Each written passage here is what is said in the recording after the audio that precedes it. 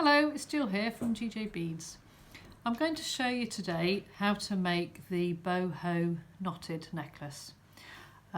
It's a really super design and a great one for using up any mixed beads that you may have. We've got it available on the website in a few colourways. So this is the brown version. We've also got this lovely pale blue, and then down the other end of the table we've got the amethyst, the black and the orange, and I'm also wearing the white and silver version. Okay, when you order your kit and you get it from us, it's going to come in a pack looking very much like this. This is the very popular pink and grey colourway, and tonight I'm going to demonstrate with the brown version. Okay, so if you'd like to unpack your kit and have a look at what you've got inside.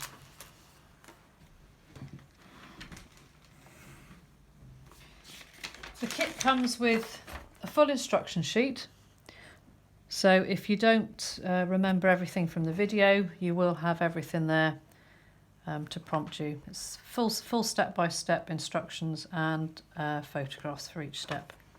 Okay, so let's have a little look at what you've got in your kit. Sometimes when people are working with mixes, they find it quite intimidating. So although it's a mix of beads, I've applied some logic to it. Okay, so if you put your button to one side and then also pick out some of the small beads, so go for one set of your small 6mm beads. Okay, whoops, got to run away, never mind.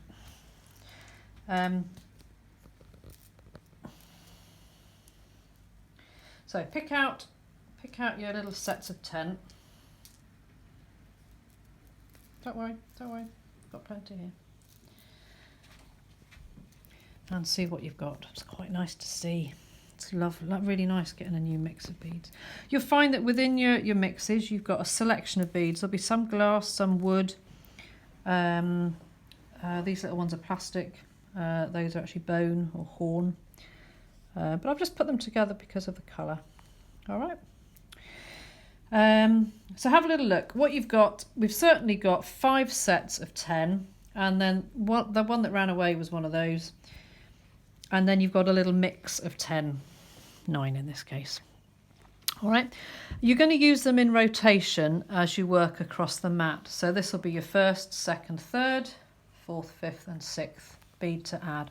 So think about the way they're going to sit next to one another. These two are going to sit next to each other on the necklace, and of course we've ended up with 2 topaz glass beads, so I need to just mix them up a little bit. So I'm going to swap those for those, and I'm quite happy with the way they're looking.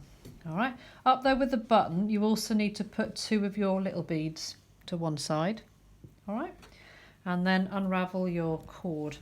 You've got 3 meters of Eslon beading thread, and if you just pull it through your fingers a little bit, just applying a little bit of tension on your hands, on your fingers, just helps unravel the twist, you know, as it's come off the roll. So the first thing you need to do is take your button. I'm just going to trim that end, it's a little bit fluffy. So take your button. Some of the buttons are 2-hole and some of them are 4-hole. Whichever you've got, come in from the back of the button, and then if it's a 4-hole button, just go straight down through the diagonal hole. Okay, and then you need to pull your cord all the way through so that you actually get your button in the centre of the thread. So the easiest way to do that, because again you have got 3 meters, so there's quite a lot here to get through, is to put the 2 ends together and then smooth your fingers all the way down, and then hold on to the button, and if you just pull the threads through, you'll end up with the button in the centre of the cord. Okay, just hold the button in your left hand and then tie an overhand knot fairly close to the back of the button. But don't stress about it, just wherever it lands will be just fine. Okay, so you can see my knot's a little bit away from the back of the button. All right, then take one of the strings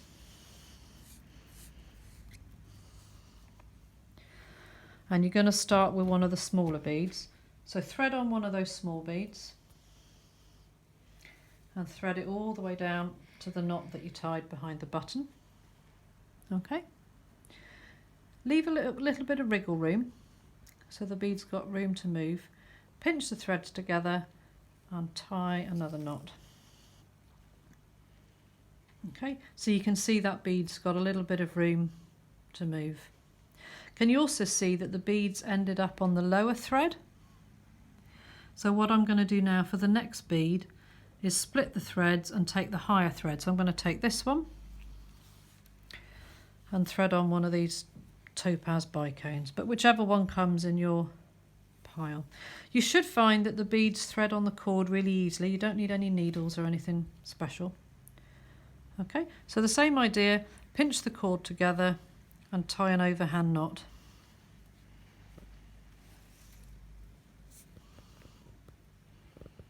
So I haven't got the knots pushed right up against the beads. I want the beads to have a little bit of room to move along the cord. And again, take the opposite thread. So this topaz bicone's on the lower thread, so I'm going to take the higher one and pop on one of these really nice flat wooden beads. They're really nice to work with. Lovely colour tones in them. Okay, pinch the cord together and pull it all the way through.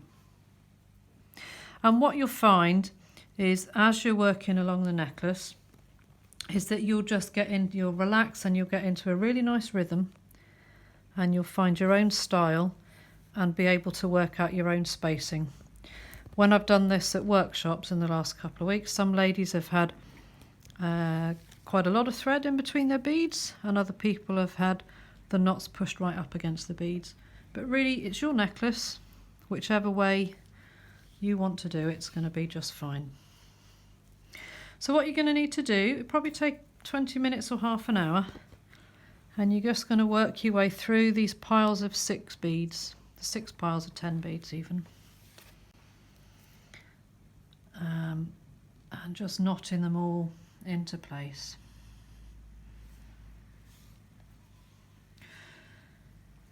There we go. So I'm just going to stop there. So that's the 6th one on. But what you're going to need to do is work your way through all 60 beads, pretty much all 60 beads. Okay, certainly get to 50. But again, whatever length necklace you want to work with. I've been, the one I've been wearing, I'm wearing the white one. It's kind of down at belly button length, but if you wanted to make a shorter one, it's entirely up to you. It's your necklace. Okay.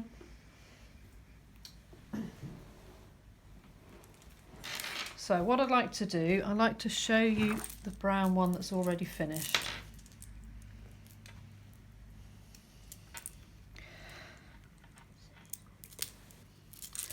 So you've threaded all the beads and knotted them all on, okay, and when you get to the end and you're happy with the length, I'd like you to tie a knot without adding a bead, but leave a space large enough to take your button. All right, so this one that's already finished, can you see there's a gap there in the thread? There's no beads on it, it's a buttonhole basically. All right, so this one here is quite a big button.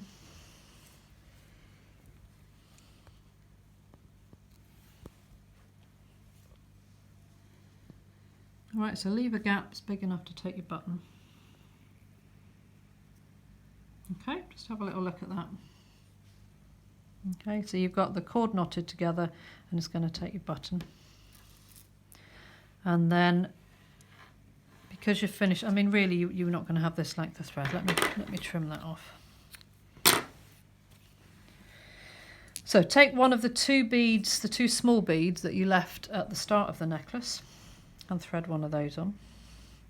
Okay, and it's going to be really nice to have them slightly different lengths. So just tie a knot with a single length of thread this time. And because some of the beads are going to have large holes, if it's a small bead like this, you probably get away with tying an ordinary knot. But if you've got beads with larger holes in your mix, just take that tail thread through the knot a second time and it'll help make the knot a little bit fatter. Okay, so slide that up, and can you see that knot's acting as a stopper for that little 6mm bead.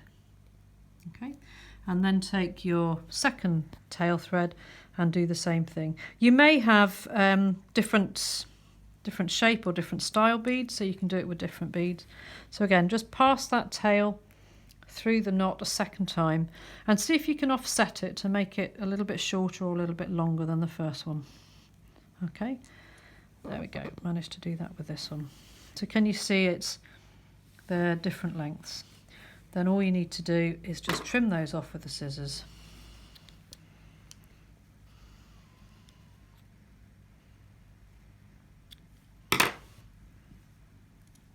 Okay, so if you have a look at the one that I finished earlier on, there's a slight variation on this. I've taken one of the small 6mm beads and put that over the top of the button just to add a little bit of decoration. It's quite a large button. Okay, so you can make some little variations. And then to work the closure, you're just going to open that loop up and pass the button through it. Okay, and then your little accent beads just add a little bit of decoration. When you wear it, you can wear it with the button right at the very back of the necklace, or you can wear it on the side like the way like this one here, the blue one, just the way I've got it on the stand, the button's at the side. And of course when you wear it, you can wear it as one long necklace, or you can double it around a couple of times. Okay, thanks very much for watching our first make and take video. I really hope you enjoy the boho necklace, and I'd love to see your version. So maybe if you could post some photographs here on Facebook of maybe you wearing the necklace or your finished necklaces on your bead mat. Thanks very much for watching. What I'll do once I've posted the video is pop a little link in the comments box below to the page on the website where you can buy the kits. Thanks very much and enjoy your necklaces. Bye.